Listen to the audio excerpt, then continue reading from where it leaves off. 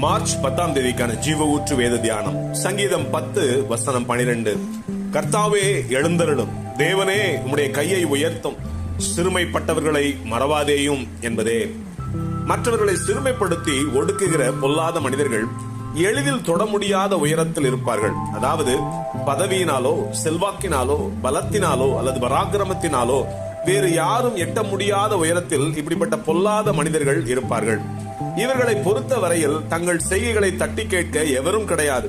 யாருக்கும் தைரியம் இல்லை, எல்லாமே நமக்கு கீழாகத்தான் இருக்கிறது என்ற ஆணவத்தோடு நடந்து கொண்டிருக்கும் அநியாயக்காரர்களுக்கு ஒரு முடிவே இராதா என்று கேட்கிறவர்களுக்கு வேதம் சங்கீதம் 21:8 உமது கை உமது சத்துருக்கள் எல்லாரையும் எட்டி பிடிக்கும், உமது வலது கரம் உம்மை பகைக்கிறவர்களை கண்டுபிடிக்கும் என்று பதிலளித்திருக்கிறது.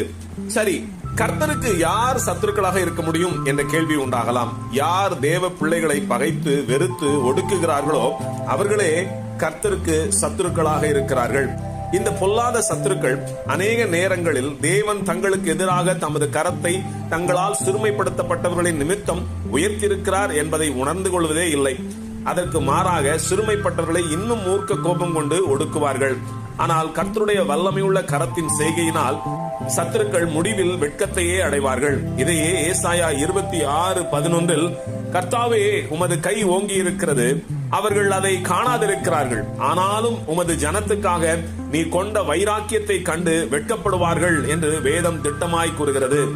ஆம், சத்துருக்களின் பெருமைக்குரியவைகள் தகர்க்கப்படுகிற போது அவர்கள் ஆணவங்களும் பெருமைகளும் அழிந்து அவர்கள் வெட்கப்பட்டு போவார்கள். ஆனால் கர்த்தருக்கு முன்பாக தன்னை தாழ்த்தி அவருடைய இரக்கத்திற்காக நிற்கிற யாவரையும் அவர் கரமே ரட்சிக்கும்.